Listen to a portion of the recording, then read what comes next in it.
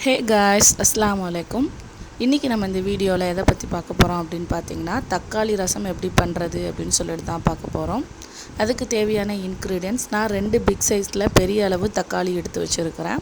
கொஞ்சம் கருவேப்பிலை எடுத்து வச்சுருக்கிறேன். கூடவே 1 டேபிள் ஸ்பூன் அளவுக்கு வெந்தயம் எடுத்து வச்சுருக்கிறேன். கொஞ்சோண்டு புளியும் பார்த்திங்கன்னா ஊற போட்டு வச்சுருக்கிறேன்.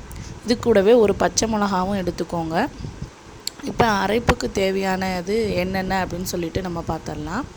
நான் 2 டேபிள் ஸ்பூன் அளவுக்கு முழு மல்லி எடுக்கிறேன். அதுக்கப்புறம் பார்த்திங்கன்னா 2 டேபிள் ஸ்பூன் அளவுக்கு மிளகு எடுத்துக்கிறேன். முழு மல்லி சேர்த்து எப்பயுமே ரசம் செய்யுங்க, ரொம்பவே டேஸ்ட்டாக இருக்கும். நான் இன்றைக்கி 2 டேபிள் ஸ்பூன் அளவுக்கு முழு மல்லியும், 2 டேபிள் ஸ்பூன் அளவுக்கு மிளகும், 1 டேபிள் ஸ்பூன் அளவுக்கு ஜீரகமும், 1/4 டீஸ்பூன் அளவுக்கு கடுகும் சேர்த்துருக்கிறேன்.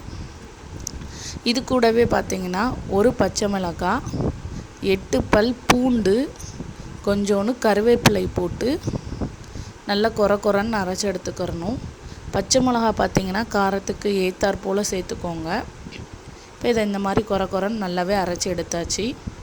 அடுத்து பார்த்திங்கன்னா நம்ம எடுத்து வச்சுருக்கிற 2 பெரிய பிக் சைஸ் தக்காளி பழத்தை இந்த மாதிரி நல்லா கையாலேயே பிசைஞ்சு எடுத்துக்கிறணும். நல்லா கையை வச்சே பிசைஞ்சு எடுத்துக்கோங்க. மிக்ஸி ஜாரில் அடித்து எடுத்தாலும் பரவாயில்ல. இப்போ நம்ம அடித்து எடுத்து வச்சுருந்ததை இந்த மாதிரி ஒரு பவுலுக்கு நான் மாற்றிக்கிறேன். இது கூடவே பார்த்திங்கன்னா நம்ம புளி கரைச்சி வச்சுருக்குறோம், அந்த தண்ணியவும் இதில் சேர்த்து ஆட் பண்ணிக்கிடலாம்.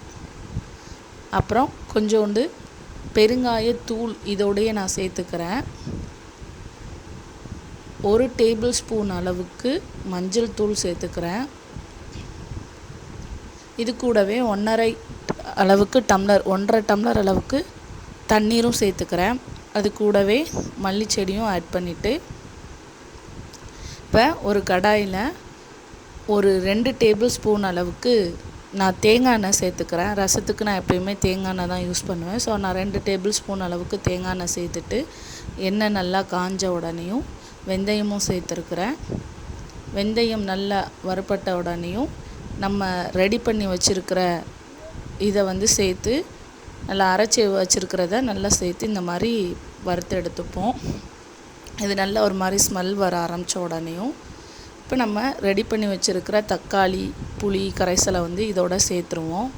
சேர்த்துட்டு மேலாப்பில் லைட்டாக உப்பு தூவி விட்டு மூடி வச்சுட்டு நல்லா நுரக்கூடி வர்ற ஸ்டேஜில் ஆஃப் பண்ணி இறக்கிடணும். ஸோ சூப்பரான ரசம் நமக்கு ரெடி ஆகிட்டு, தக்காளி ரசம். ஸோ இந்த வீடியோ உங்களுக்கு பிடிச்சிருந்தது அப்படின்னா மறக்காமல் நம்மளுடைய சேனலை லைக் பண்ணுங்கள், ஷேர் பண்ணுங்கள், சப்ஸ்கிரைப் பண்ணுங்கள். பக்கத்தில் உள்ள பெல் ஐக்கானையும் ப்ரெஸ் பண்ணிக்கோங்க. அஸ்ஸலாமு அலைக்கும்.